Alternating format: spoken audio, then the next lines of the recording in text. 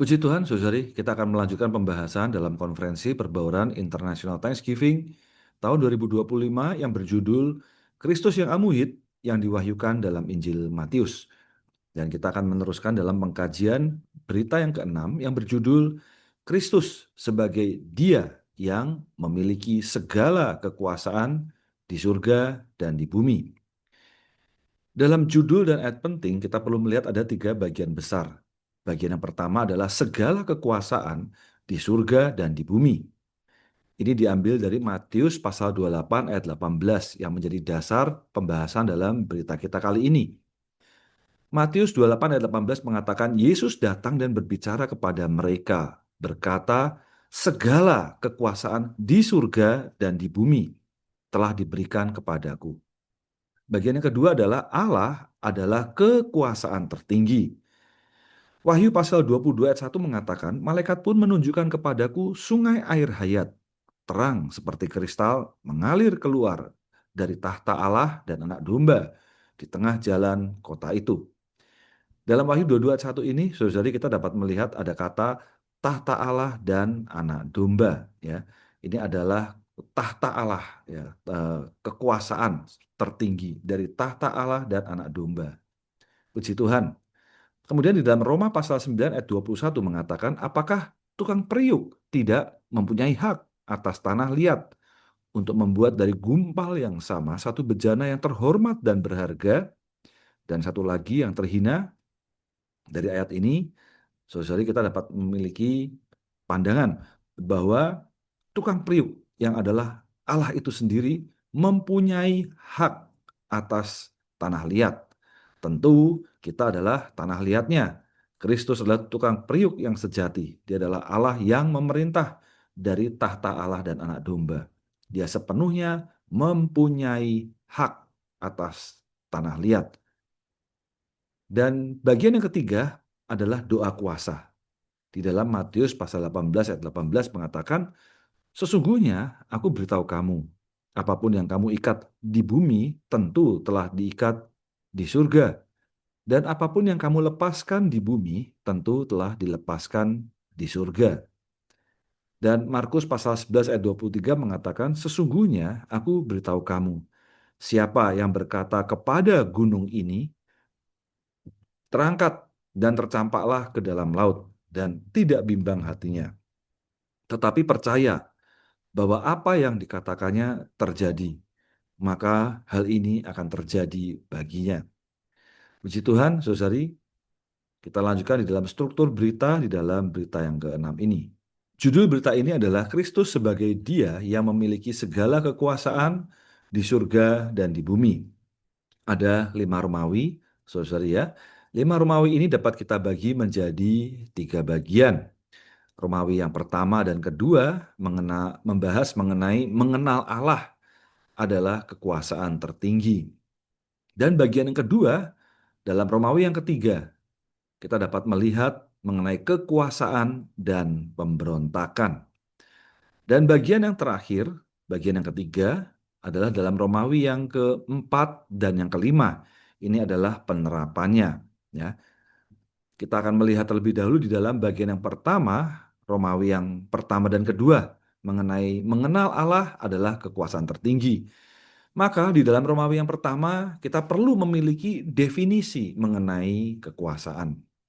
Di dalam kapital A sampai B, kita dapat mengenal definisi kekuasaan menurut pengertian umum dan menurut Alkitab. Romawi yang kedua membahas bahwa Allah adalah kekuasaan tertinggi. Dialah yang memiliki segala kekuasaan. Puji Tuhan, ya. Jadi bahwa hanya Allah adalah kekuasaan langsung atas manusia. Sedangkan semua kekuasaan yang lain adalah kekuasaan yang tidak langsung. Mereka adalah wakil kekuasaan yang ditetapkan Allah. Puji Tuhan, ya. Kemudian di dalam bagian yang kedua, yaitu adalah Romawi yang ketiga, membahas mengenai kekuasaan dan pemberontakan. Ada 2 prinsip besar dalam alam semesta, yaitu kekuasaan Allah dan pemberontakan Satan. Ya. Kapital A sampai D membahas bahwa pemberontakan adalah menyangkal kekuasaan Allah. dan menolak pengaturan Allah. Dan pusat pertikaian dalam alam semesta adalah siapa yang seharusnya beroleh kekuasaan. Kemudian di dalam bagian yang ketiga penerapannya, dalam Romawi yang keempat dan kelima, khususnya Romawi yang keempat membahas mengenai kualifikasi ya seorang wakil Allah dengan kekuasaan. Ada 12 kualifikasi, saudari ya. Kita perlu memperhatikan perkara ini. Bahwa yang pertama dia perlu taat pada kekuasaan, yang kedua dia perlu mengenal dirinya sendiri bahwa dia tidak memiliki kekuasaan. Yang ketiga, dia perlu mengenal kehendak Allah. Yang keempat, dia perlu merupakan orang yang menyangkal diri. Yang kelima, dia perlu satu dengan Tuhan. Setiap saat hidup dalam persekutuan yang akrab dengan Tuhan.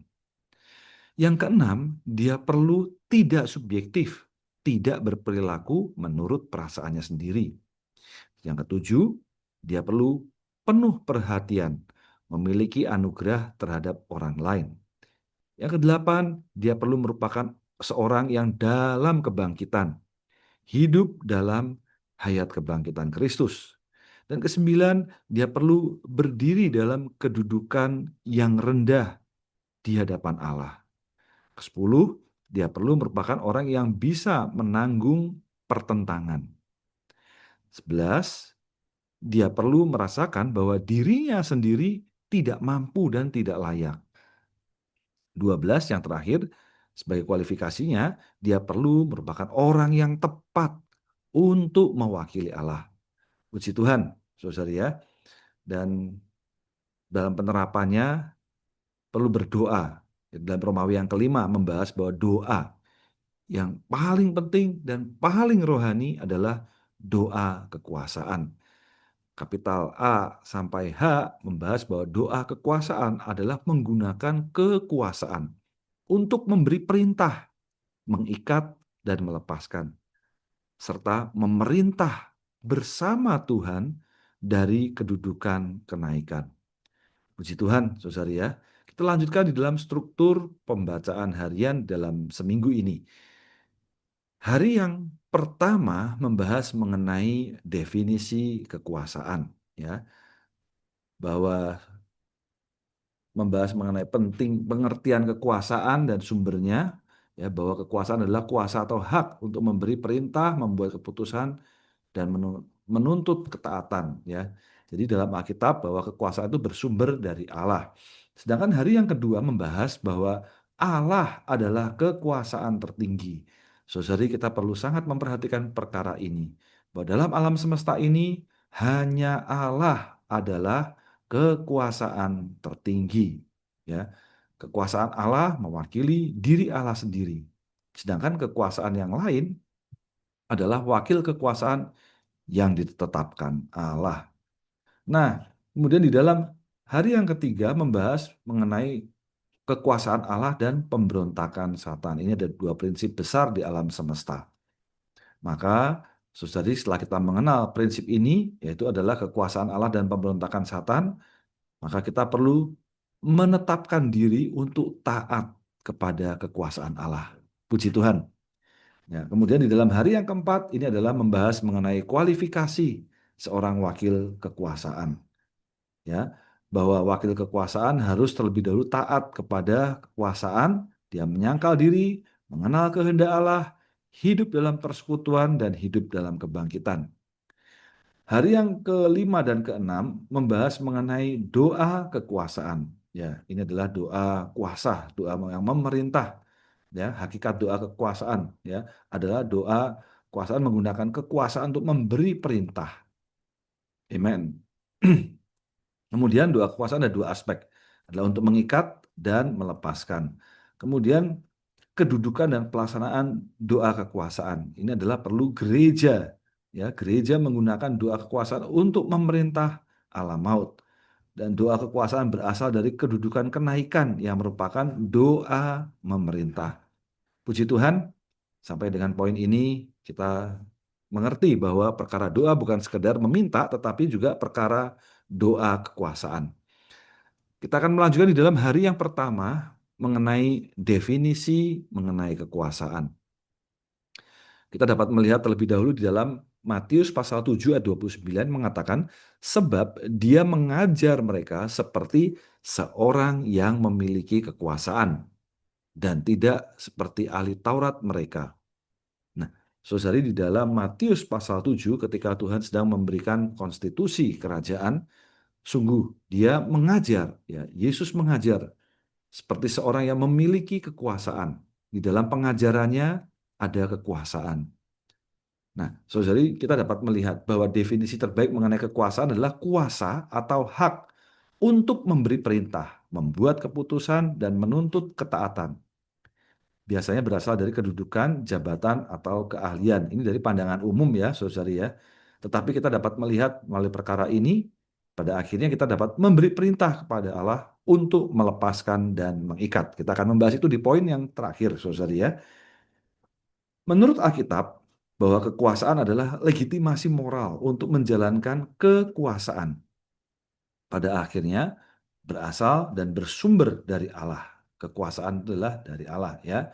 Dan mengenal bahwa kekuasaan bukan semata-mata perkara ajaran, melainkan perkara dibukanya batin kita di hadapan Allah. Puji Tuhan ya.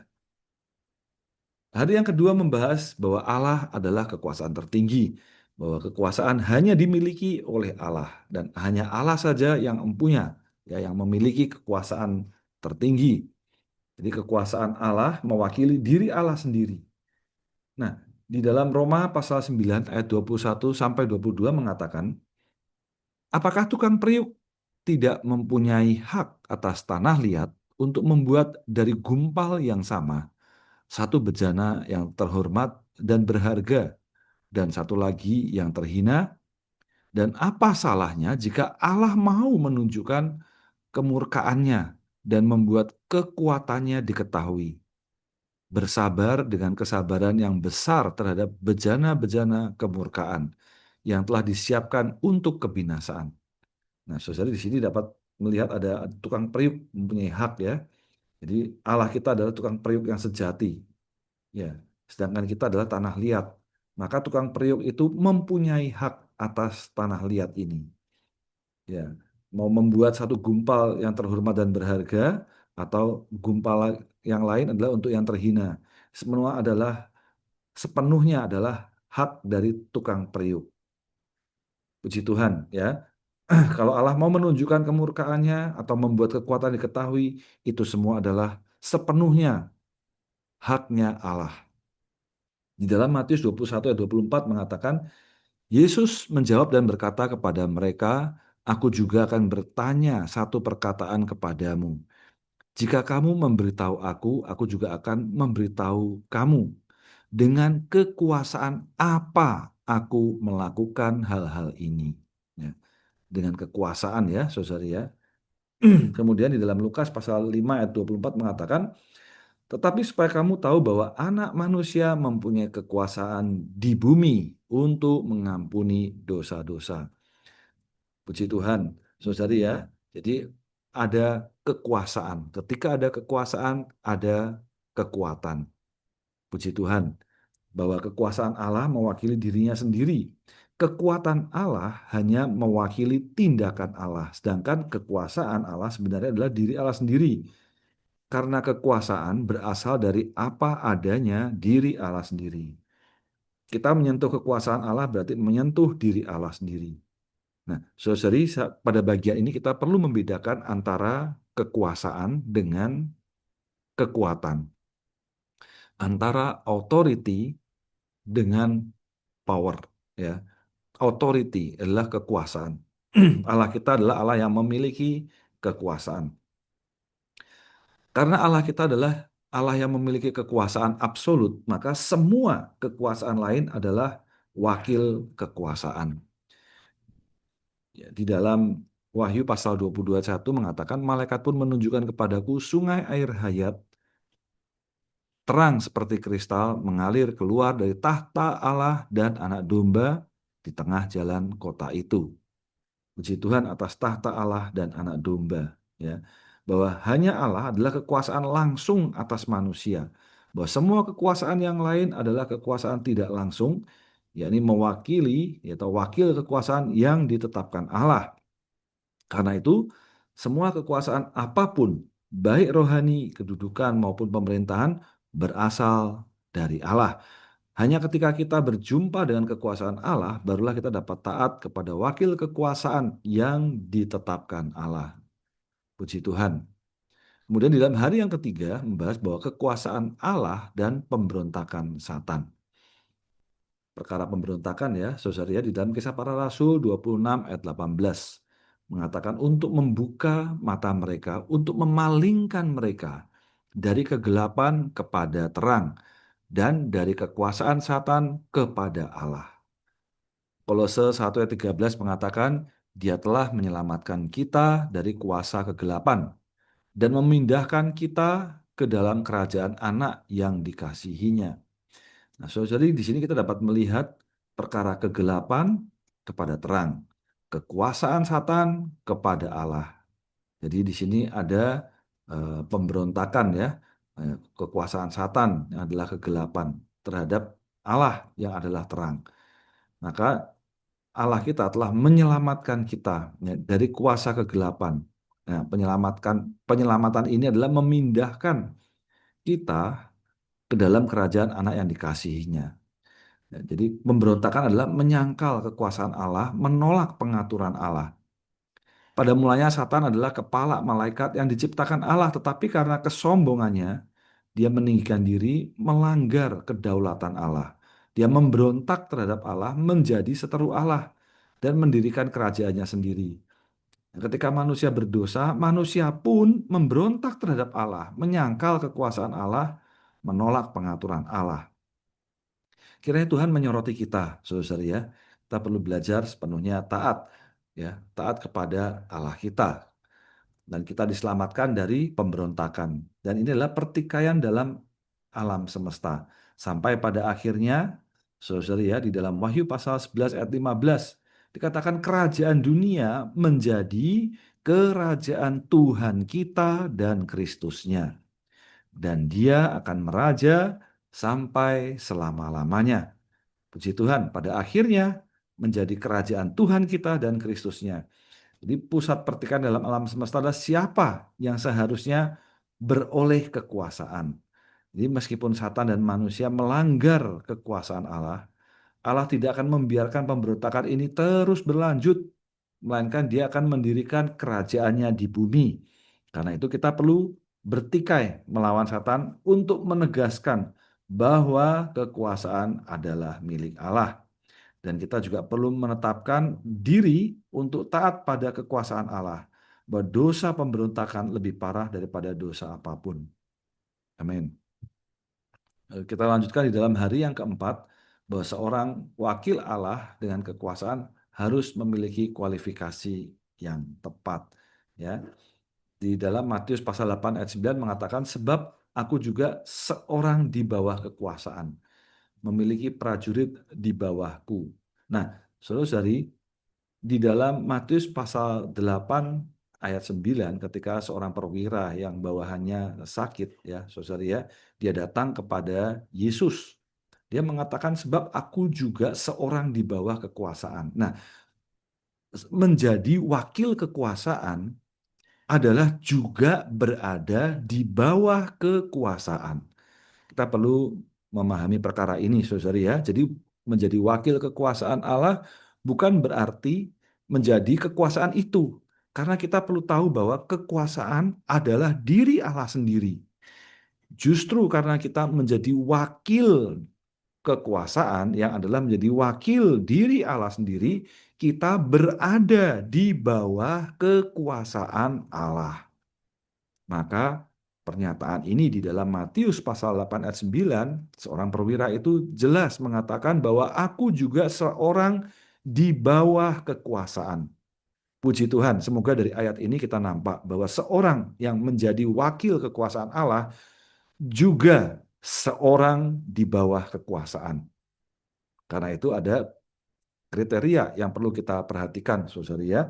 Amin. Kemudian di dalam Matius pasal 16 ayat 24 mengatakan Lalu Yesus berkata kepada murid-muridnya, "Siapa yang mau mengikut aku, hendaklah ia menyangkal dirinya dan memikul salibnya dan mengikut aku." Ayat ini jelas menjadi salah satu syarat, saudara ya, untuk mengikuti Tuhan, menjadi wakil kekuasaan Tuhan.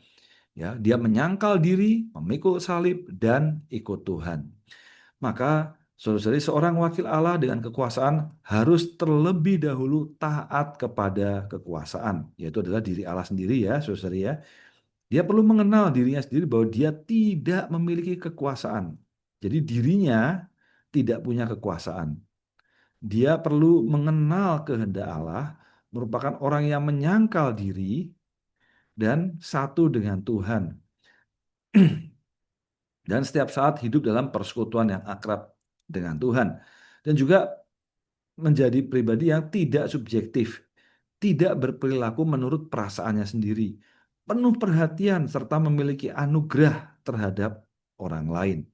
Dia perlu merupakan seorang dalam kebangkitan, hidup dalam hayat kebangkitan Kristus. Dia berdiri dalam kedudukan yang rendah di hadapan Allah dan juga bisa menanggung pertentangan, merasakan bahwa dirinya sendiri tidak mampu dan tidak layak. Dan akhirnya orang yang demikian menjadi orang yang tepat untuk mewakili Allah. Puji Tuhan. Hari yang kelima kita akan membahas bahwa doa yang paling penting dan paling rohani adalah doa kekuasaan. Ya, ini adalah doa, kekuasaan adalah doa yang memberi perintah. Kita dapat melihat di dalam Matius pasal 18 ayat 18. Di sana dikatakan, "Sesungguhnya aku beritahu kamu, apapun yang kamu ikat di bumi tentu telah diikat di surga. Dan apapun yang kamu lepaskan di bumi tentu telah dilepaskan di surga." Nah, saudari di dalam Matius 18:18 ini, jadi ini adalah sebuah pernyataan ya oleh Tuhan bahwa apa yang kita ikat juga akan diikat. Apa yang dilepaskan akan dilepaskan di surga. Nah, doa semacam ini adalah doa yang memberi perintah. Ketika kita memberi perintah untuk mengikat, maka di surga juga terikat. Ketika kita memberi perintah untuk dilepaskan, maka di surga pun juga dilepaskan. Bagaimana kita memberi perintah demikian, saudara-saudari ya? Maka di dalam Markus pasal 11 ayat 23 sampai 24. Ya, ketika kita berdoa ya, doa dengan kuasa, perlu demikian. Dikatakan, "Sesungguhnya aku beritahu kamu, siapa yang berkata kepada gunung ini terangkat dan tercampaklah ke dalam laut, dan tidak bimbang hatinya, tetapi percaya bahwa apa yang dikatakannya terjadi, maka hal ini akan terjadi baginya. Sebab itu aku beritahu kamu, segala sesuatu yang kamu doakan dan minta, percayalah bahwa kamu telah menerimanya dan kamu akan mendapatnya." Nah, jadi saudari ya, perkara ini kita dapat melihat bahwa untuk memiliki doa kuasa, ya, kita bukan meminta, tetapi kita memberi perintah, ya, menggunakan kuasa lah, menanggulangi masalah. Jadi menanggulangi hal-hal yang harusnya disingkirkan ya. Dalam Markus pasal 11, bukan berkata kepada Allah, tetapi berkata kepada gunung ini. Nah, gunung ini adalah masalah yang ada di depan kita, penghalang di depan kita. Kita tidak berkata kepada Tuhan dan meminta kepada Tuhan, tetapi justru kita berada pada posisi kebangkitan. Ya, kita dapat memberi perintah kepada masalah untuk terangkat dan tercampak ke dalam laut dan tidak bimbang hatinya. Percaya, puji Tuhan, saudari ya. Maka apa yang kamu doakan dan minta, kamu telah menerimanya dan akan mendapatnya. Puji Tuhan, ini adalah perkara doa kuasa. Ya, ini adalah perkara melepaskan dan mengikat ya. Ini mengikat dan melepaskan. Kemudian kita dapat melihat di dalam hari yang ke-6, saudari ya, ini adalah kedudukan dan pelaksanaan doa kekuasaan. Nah, Saudari, untuk melakukan ini kita perlu melihat bahwa kita bersama-sama dengan gereja. Gereja memerintah alam maut. Ya, di dalam Matius pasal 16 ayat 18 mengatakan, dan aku juga beritahu kamu, kamu adalah Petrus. Di atas batuan ini aku akan membangun gerejaku dan pintu alam maut tidak akan mengatasinya. Bahwa gereja menggunakan doa kekuasaan untuk memerintah alam maut. Gereja memiliki kekuasaan yang dapat memerintah atas semua hal satani. Jadi gereja seharusnya menggunakan doa untuk menaklukkan berbagai aspek roh-roh jahat melalui doa. Ya, sebaliknya kita perlu taat di bawah kekuasaan Allah. Maka saudari, kita perlu taat di bawah kekuasaan Allah, dan selain kita taat pada kekuasaan Allah, juga dalam kehidupan sehari-hari dan semua perkara pelaksanaan. Ya saudari ya, kalau kita tidak berada di dalam ketaatan, kita tidak dapat memiliki doa kuasa. Posisi kita, saudari, posisinya adalah dari surga ke bumi. Memerintah dari surga ke bumi. Di dalam Efesus pasal 2 ayat 6 mengatakan, dan di dalam Kristus Yesus dia membangkitkan kita bersama dia serta mendudukkan kita bersama dia di kesurgaan. Jadi posisi kita adalah bersama dia. Puji Tuhan, kita hari ini bersama dia. Jadi kita posisinya dalam kebangkitan. Dalam kebangkitan inilah kita memerintah, kita memberikan perintah. Jadi bahwa doa kuasa adalah dengan surga sebagai titik awal dan bumi adalah tujuannya.